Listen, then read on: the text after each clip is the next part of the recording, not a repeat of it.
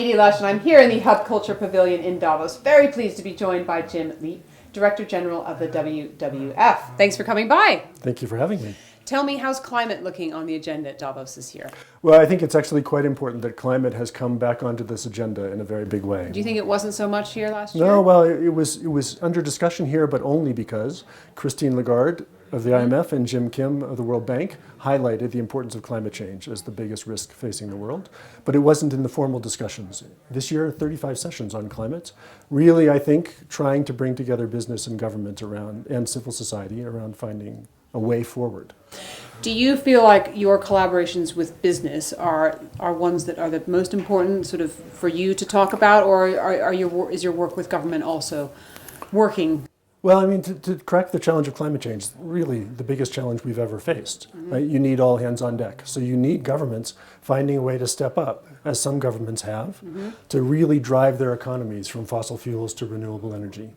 But what did you put on that plate? Well, I mean, Germany clearly doing that in a very big way. Denmark was a leader in that. China doing much more than people recognize to really bring renewables on stream. So you clearly have to have government leadership, but it's obvious that companies need to be not in the position of resisting change, but actually finding ways to get on with it. And you see some of that happening here. So I think this issue of the sort of sub-state actors is really interesting. I'd love to hear where your collaborations with business are working. No. Well, we have some very exciting collaborations with individual companies. We do work across the world with Coca-Cola on water, for example, which is so important to their interests. We do work with IKEA on timber and cotton sourcing to make sure they're able to help drive sustainability into those sectors. But one of the most important things I think you see happening now is companies coming together with their competitors to actually address some of these issues. Okay, what about deforestation? Yeah, well, so for example, the Consumer Goods Forum, which is 400 of the largest consumer goods companies in the world, have come together around getting deforestation out of their value chains. And that means not sourcing palm oil or soy or timber or paper that's from lands that were formerly forests. Right? That's got a lot of potential. And it's companies finding ways to treat that as a pre-competitive issue.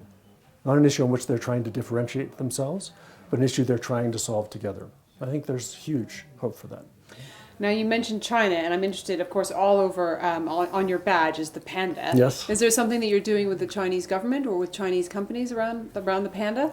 Well, I mean, we've been engaged in China longer than any other international conservation group. We were the first invited to work there, in part because of our focus on panda conservation in those days. But now, of course, our agenda there is much broader. And I would say two big things. I mean, one is water, which is a crucial issue for China going forward. So a lot of work with private sector partners and government partners on the Yangtze Basin, restoring some of the natural characteristics of the Yangtze Basin.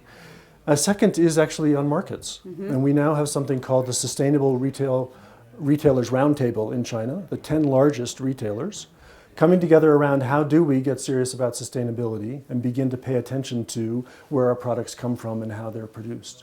I think there are openings in China we haven't seen before, and that's, of course, hugely important. Jim, thank you so much for stopping by the Hub Culture Pavilion. My pleasure. Thanks Here in Davos, and I'm Edie Lush.